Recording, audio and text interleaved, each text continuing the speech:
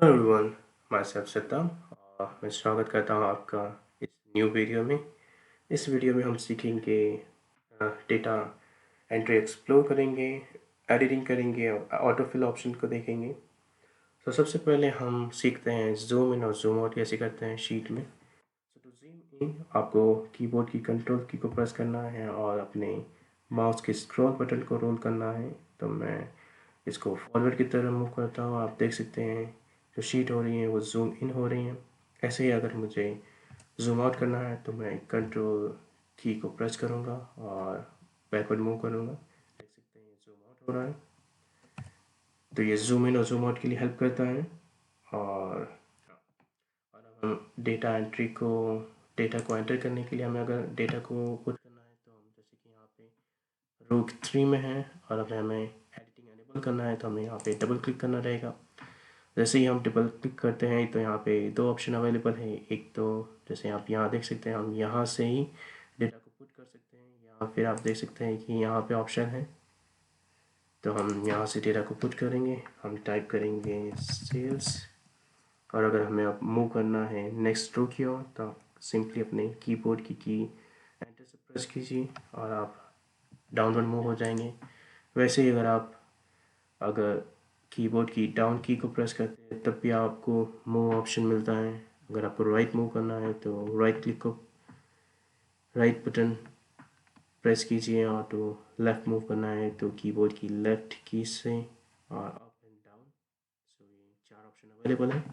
मैं यहाँ पे टाइप करता हूँ नई एंट्री जो कि है ओवर हेड एंटर और PROFIT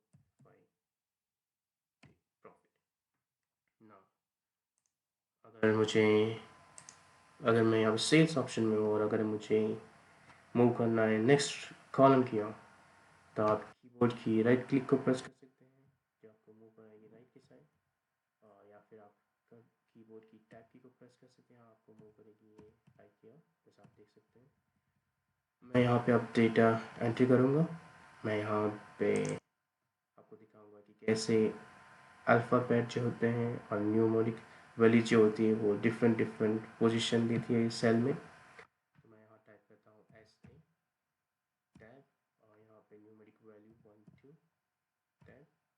आप देख सकते हैं जो अल्फ़ाबेटिक वैल्यू है वो लेफ़्ट की ओर है सेल के अंदर और जो न्यूमेरिक वैल्यू है वो राइट की ओर है।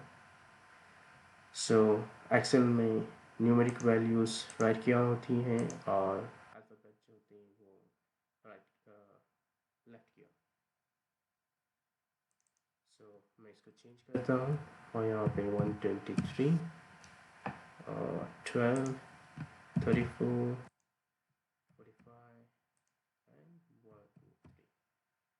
मैं यहाँ पे टाइप करता हूँ 123 33 32 34 एंड 43।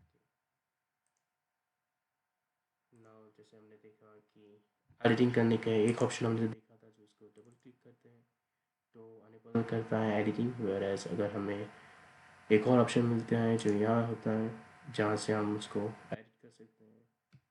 तो अगर मुझे कुछ टाइप करना है यहाँ पे तो मैं जैसे देख सकते हैं टाइप कर रहा हूँ और यहाँ पे चेंजेस रिफ्लेक्ट हो रहे हैं इस सेल में।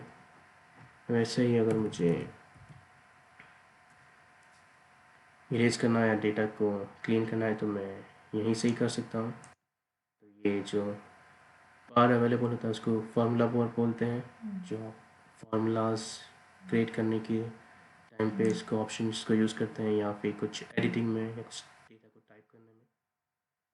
सो अब हम देखेंगे ऑटोफिल ऑप्शन को। तो जैसे कि आप यहाँ देख सकते हैं मैं टाइप करता हूँ जैन और अगर मुझे अब यहाँ पे फेब मार्च अप्रैल टाइप करना है तो मुझे बार बार टाइप करने की ज़रूरत नहीं है या लिखने की ज़रूरत नहीं है। एक्सेल ऑटोमेटिकली डेटा को एनालाइज करके नेक्स्ट वैल्यू प्रिडिक्ट कर देता है इन सीक्वेंस में।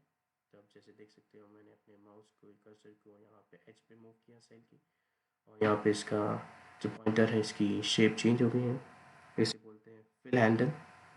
तो मैं यहाँ से इसको फिल हैंडल को ट्रैक करूँगा। देख सकते हैं मैंने अभी अपने कीबोर्ड की कंट्रोल को प्रेस किया है और इसको ट्राई कर रहा हूँ मैं। तो आप देख सकते हैं ये Jain fab, yeah, okay, okay, so we say alright,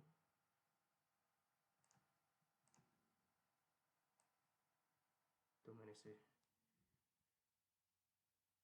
आ, तो मैंने इसे यहाँ पे जनवरी को टाइप किया फुल, तो इसने प्रिडिक्ट किया कि नेक्स्ट कॉलम होगा वो फरवरी का होगा, यहाँ पे मार्च का, यहाँ पे अप्रैल का, यहाँ पे मई का।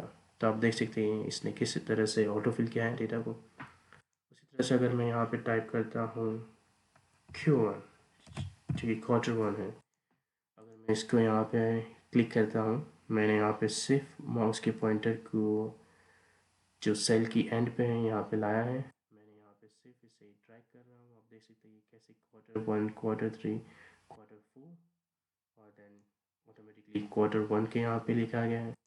वैसे ही मैं इफ यहाँ टाइप करता हूँ A1, जो नेक्स्ट वैल्यू होगी वो हो सकती है A2। तो मैं यहाँ पे इसको मूव करता हूँ और आप देख सकते हैं किस तरीके से ये प्रिडिक्ट कर रहा है वैल्यूज़ को। तो ये फीचर बहुत हेल्पफुल होता है जब आपको डेटा को रिपीटेड डेटा को फिल करना होता है। तो आप जस्ट यहाँ पे अपने माउस के पॉइंटर को लाना है, आपको यहाँ पे इसको शेप चेंज करेगा आपका ये पॉइंटर, इसको बोलते हैं फिल हैंडल, और आपको सिर्फ क्लिक करते हुए इसको ड्रैग करना है और ये मूव करेगा नेक्स्ट की ओर। सो इस वीडियो में हमने सीखा डेटा को कैसे एंटर करते हैं, एडिट करते हैं with the help of double click in the cell, और यहाँ पे फॉर्मूला बार के यहाँ से, और जो हमने सीखा कि कैसे हम सेल में नेक्स्ट मूव करते हैं with the help of enter और टाइप की से, और एरो कीज जो कि अप, साइड एंड डाउन की हेल्प से। वगैरह हमने सीखा ऑटोफिल ऑप्शन जो कि आप अनेबल होता है आपके माउस के ड्रैग करने पे, ये ऑटोमेटिकली इंफॉर्मेशन को फिल करता है और प्रिडिक्ट करता है कि नेक्स्ट वैल्यू क्या होगी। या तो हम मिलेंगे नेक्स्ट वीडियो में। इस वीडियो के लिए बस यही, और हम मिलेंगे नेक्स्ट वीडियो में। Thank you, bye bye.